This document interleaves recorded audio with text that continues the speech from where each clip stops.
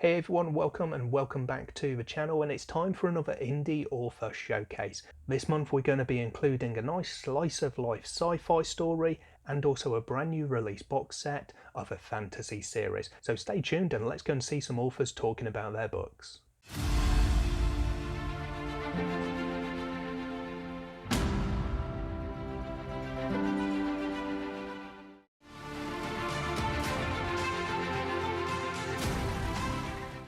Hey everybody, I'm S.A. Klopfenstein, and I'd like to introduce you to my Shadow Watch saga. This is a 4-book complete series, and it is coming out on April 19th, and it will be for a limited time on sale for only 99 cents. So if you're looking for a cheap box set, this would be a great one for you. It's a digital box set, which is why I'm holding up my phone instead of the physical books. But it's over 1,800 pages of epic fantasy. If you are a fan of some kind of classic epic fantasy, like the Shannara Chronicles or the Wheel of Time, and kind of those sort of coming of age stories, this one kind of fits along those lines. It's also got a little bit more complex politics, like you might see in Game of Thrones, especially earlier on. So big scope epic fantasy, several main characters, and ultimately centers around a revolution of magic. Lots of action, great characters. I hope you'll check it out.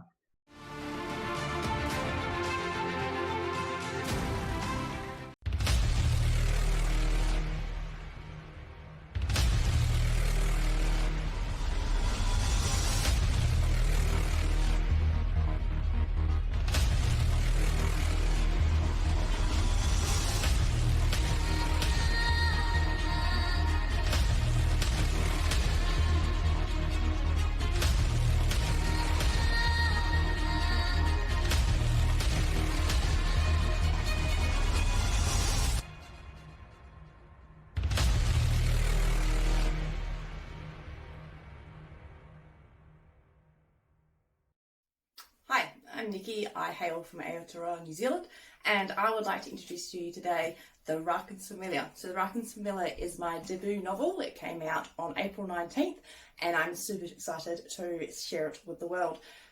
The Raccoon's Familiar is about a story about an orphan girl who is seeking to avenge her father's murder. So her father was killed in front of her. But unfortunately her plans for vengeance go awry when she accidentally forges a blood pact with a monster from the other world. Unfortunately, that blood pact is going to turn her mad. So her only hope of survival is to cross the Empire with Monster in tow to hopefully get to the city of Aurildus, which is the city of Mancers, otherwise basically mages, and try and not die on the way. So this book deals with the question of what makes a monster a monster. Is it society that labels a monster? Are they born monsters, or are they monsters because of what they do and how they behave? So protagonist number 1 is Liz. Liz is an orphaned girl, and she is on the quest to avenge her father by killing her father's killers, who unfortunately are order soldiers. And then protagonist number 2 is Scar. So Scar is the monster pictured here, and he is a raccoon. So he is human-avian hybrid, and he possesses innate magic that then Liz comes to share. So if you are a fan of Lee Bardugo's Grishaverse, Robin Hobb's Realm of the Elderlings, what else is there? Princess Mononoke, Jonathan Stroud's Bartimaeus series, this is the book for you. So action, adventure, magic, whole lot of monsters, and of course sword fights.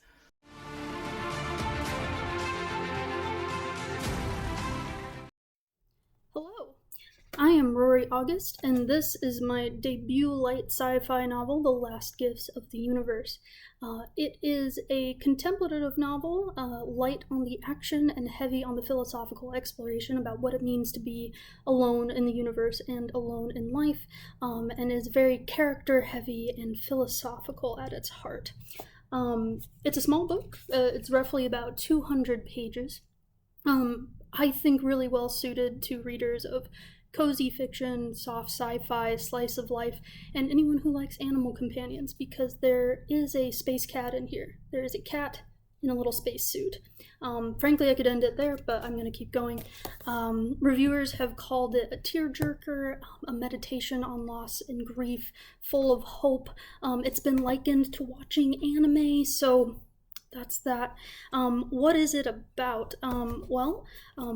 In this book, roughly about 1,000 years ago, the civilization that my main characters come from, Scout and Kieran and their cat Pumpkin, went out into the cosmos only to find that every other civilization in the universe has been destroyed, just utterly, just gone, and that theirs is the only civilization left.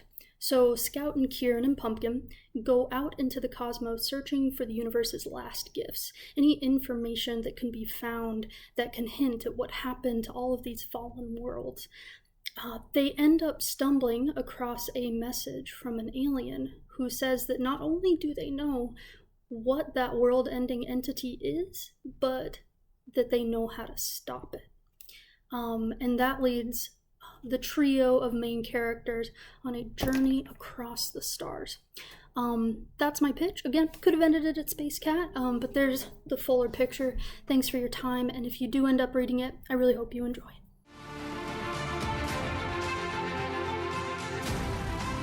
I'd like to start by saying thanks to Dom for giving me this opportunity to give you all a look at my novel Radio, which was an SPF B06 semi-finalist. Now, Radio is a dark historical fantasy noir set in 1928's Paris.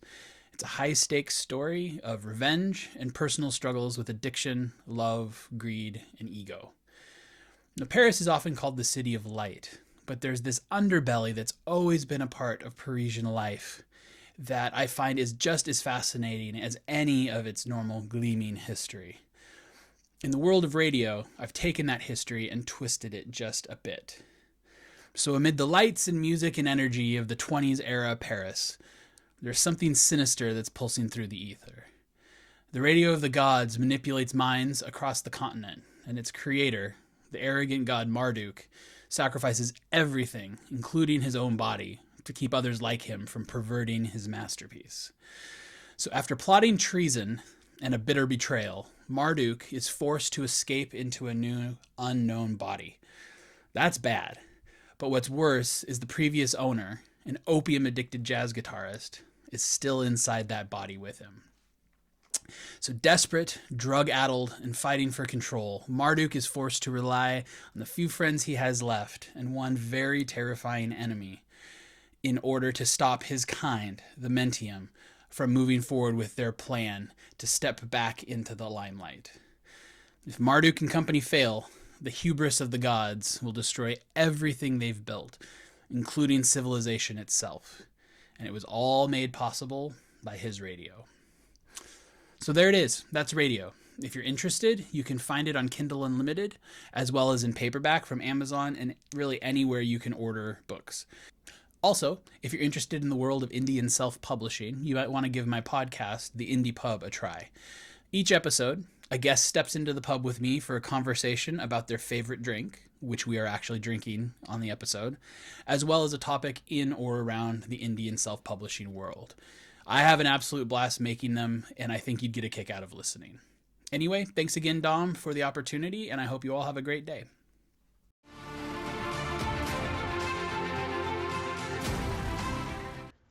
I'm author J.T.T. Ryder. I'm author of this book, Hag of the Hills, the first book in the Bronze Sword Cycles duology. The book was released March 1st. The genre is a mix between historical fiction and sword and sorcery. You can think of it as Bernard Cornwell meets Conan the Barbarian.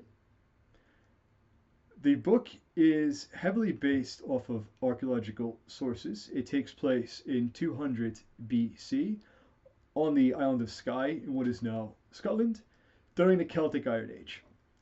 I'm an archaeologist by profession and trade, and I've used a lot of archaeological sources to build an interpretative world for my characters and to take my story to take place in. I've also drawn upon other sources heavily from mythology, particularly the Irish cycles, and as well as later folklore and folk belief. So the story takes place in the real world, though there are fantastical elements. such as monsters and the She, also known as the fairies, deities, etc. But it's more low fantasy, so more like Conan Barbarian style. There's monsters, there's magic, but it's not so much in your face. It's often lurking in the dark for you to find. The plot centers around Brennus, a farmer who is descended from warriors, and his island, the island of Skye, is invaded, and his family is killed. Therefore, he sets off for revenge against the invaders. However, he also meets the Hag of the Hills, the Kaliak in later folklore and legend, who gives him the life he desires as a warrior for a price, and the price is quite steep.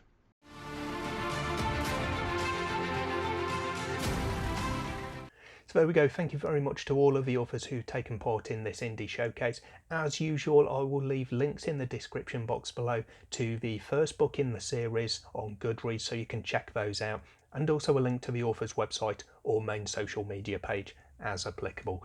Do please go and check them out and support these great indie authors. If you're an indie author, a self-published fantasy or sci-fi author, and you want to be included in one of my future indie showcases, you can get more information from me. Just hit me up with a message in Discord, Instagram or Twitter, or you can find my email address in the About section on my YouTube channel here. Drop me a note and we can discuss the requirements and the details.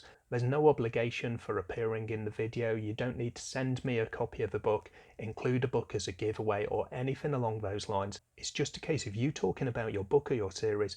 There's absolutely no prerequisite other than you having a self or indie published fantasy or sci-fi book. I will tend to keep the ratio kind of the same as my channel, where it's kind of 90-95% fantasy, so I'll have a maximum of one sci-fi book probably per month, but it is open to books that I don't read myself as well, because my viewers don't all have exactly the same taste as me. So if it's a YA book, if it's an urban fantasy, anything along those lines that I wouldn't normally read myself, there's still a place for your book in the indie showcase. So contact me if you want to hear more, and I look forward to discussing it with you. For everyone else, thank you so much for your time here today. I hope you found some new books that you want to go out and read and support these great indie authors. I'll hopefully catch you again in the next video soon, but until then, as always, take care of yourselves, read some good books. Bye for now.